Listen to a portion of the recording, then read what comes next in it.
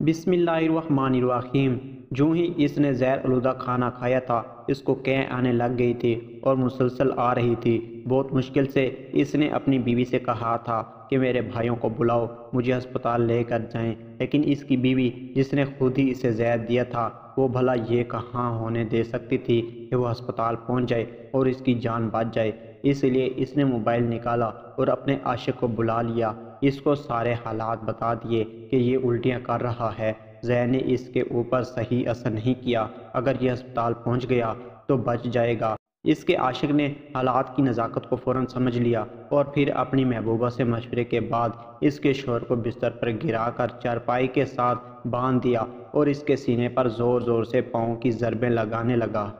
سینے پر چوٹ لگنے کی تکلیف کی وجہ سے اس کے محبوبہ کا شوہر زور زور سے کراتا تھا اور اس کی آواز کو کمرے تک محدود رکھنے کے لیے اس کے منہ میں کپڑا ڈھونس دیا گیا تھا۔ وہ منہ میں کپڑا آسانی سے نہیں ڈالنے دے رہا تھا۔ مجبوراً اس کی محبوبہ نے اپنے شوہر کی گردن پر پاؤں رکھ کر دبا دیا تھا، جس سے سانس رکنے کی وجہ سے اس کا منہ خود بخود کھل گیا تھا اور کھلے منہ میں آسانی سے کپڑا ڈال دیا گیا تھا۔ اب چونکہ اس کے ہاتھ بندھے ہوئے تھے اس لیے وہ چاہ کر بھی منہ سے کپڑا نہیں نکال سکتا تھا۔ اب کپڑے کی وجہ سے اس کی آواز بالکل گھٹ کر رہ گئی تھی جو بمشکل کمرے میں بھی سنائی دیتی تھی۔ ایک بار پھر اس کے سینے پر پاؤں کی مدد سے ضربیں لگانا شروع کر دی گئی تھی، یہاں تک کہ اس کے منہ اور نازک اعضاء سے خون نکلنے لگا تھا۔ تقریباً 1.5 گھنٹے تک اس کو یوں ہی اذیت ناک انداز سے تکلیف دی جا رہی تھی اور 1.5 گھنٹے بعد اس کی گردن ایک طرف کو لٹک گئی تھی، جس سے یہ اندازہ لگا لیا گیا تھا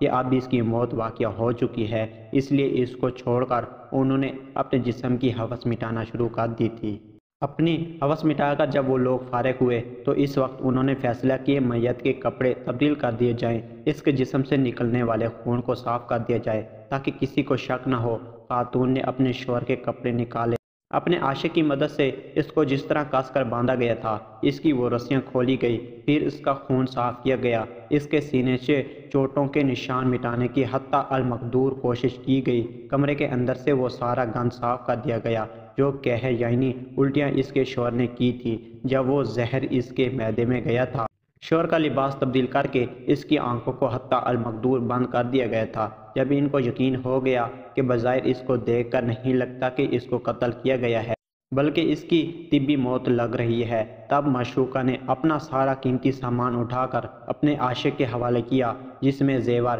نقد رقم اور کچھ قیمتی اشیاء تھے۔ یہ سارا سامان حوالے کرنے کے بعد اپنے عاشق کو گھر سے فرار کرا دیا۔ جب بھی اس کو یقین ہو گیا کہ اس کا عاشق اس کے گاؤں سے دور جا چکا ہے تو اس نے محلے میں رونا پیٹنا شروع کر دیا اور سب لوگ اکٹھے ہو گئے۔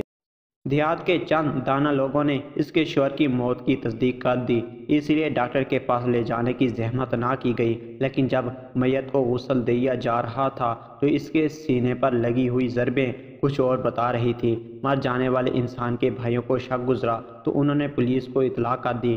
پولیس نے آ کر لاش کا جائزہ لیا تو اندازہ ہو گیا کہ یہ انتہائی منظم طریقے سے شاطرانہ انداز میں کیا گیا قتل ہے، اس لیے انہوں نے لاش کو طویل میں لے کر پوسٹ مارٹم کے لیے بھیج دیا اور مر جانے والی کی بیوی اور کچھ اور قریبی رشتہ داروں کو شک کی بنا پر گرفتار بھی کر لیا گیا۔ جب تک لاش کا پوسٹ مارٹم ہو کر آیا تب تک پولیس نے اپنی تفتیش تقریباً مکمل کر لی تھی۔ ان کی بیوی قتل کا اعتراف کر چکی تھی اور ساتھ ہی اس نے اپنے عاشق کے متعلق بھی بتا دیا تھا کہ وہ کہاں رہتا ہے اور کس فیکٹری میں کام کرتا ہے، لیکن جب بھی اس کے بتائے گئے ایڈریس پر جا کر پتہ کیا گیا تو معلوم ہوا کہ یہاں تو کبھی اس نام کا کوئی انسان رہا ہی نہیں ہے، نہ ہی کبھی اس فیکٹری میں کام کیا ہے۔ جب آس پڑوس کی مختلف فیکٹری میں جا کر اس کا حلیہ وغیرہ بتایا گیا تو ایک فیکٹری سے کچھ اشارے مل گئے، مگر وہاں بھی کسی نے اس کے آبائی گھر کے متعلق نہ معلومات لی تھی نہ ہی اس نے کبھی کسی کو سیدھا بتایا تھا،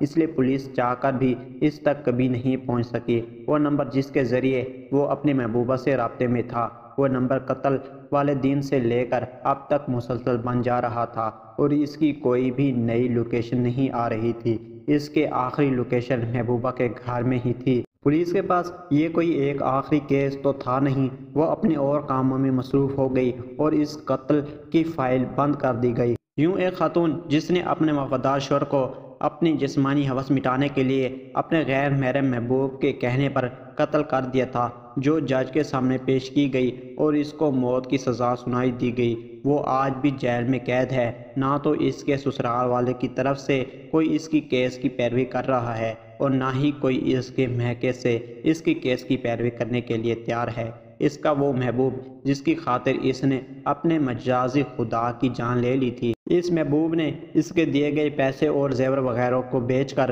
عیاشی شروع کر دی تھی اور پلٹ کر بھی کبھی اس کی خبر تک نہیں لی تھی۔ آج وہ جیل میں قید دوسری خواتین کو یہ بتاتی ہے کہ غیر محرم کی محبت عذاب ہے، لیکن افسوس کہ وہاں سب اس جیسی ہی آتی ہیں جن کے پاس اب پچھتاوے کے سوا کچھ نہیں ہوتا، اور وہاں ایسی کوئی نہیں ہوتی جس کے پاس اتنا موقع ہو کہ وہ اس کی نصیحت پر عمل کر سکے۔ جیل کے اندر جہاں 6 لوگوں کو قید کرنے کی جگہ ہے، وہاں 20 خواتین کو ڈال دیا گیا ہوتا ہے۔ وہاں وہ سانس کی مریضہ ہو چکی ہے۔ اس نے کئی بار رحم کی اپیل کی ہے، لیکن نہ تو اس کی اپیل منظور ہوئی ہے اور نہ ہی ہوگی۔ اسے کبھی ضمانت نہیں ملی، بلکہ جب کبھی وہ گڑ گڑا کر جج صاحبان کو کہتی ہے کہ میرے حال پر رحم کر دو، تو جج صاحبان بھی اسے کہتے ہیں کہ تو اسی رحم کے قابل ہے جو رحم تو نے اپنے شوہر پر کیا تھا۔ ہم تجھ پر نہیں، اس مقتول پر رحم کریں گے جس کو رحم کی بھیک مانگنا کا موقع بھی نہیں ملا تھا۔ جج صاحب کا اپنی توقع کے مطابق جواب سن کر وہ پھر بیٹھ کر رونے لگتی ہے، لیکن اب اس کے آنسو پر بھی کسی کو کوئی ترس نہیں آتا۔ افسوس کہ یہ آنسو ہمیشہ بہتے رہیں گے، لیکن پھر بھی شاید اس کی توبہ قبول نہیں ہوگی۔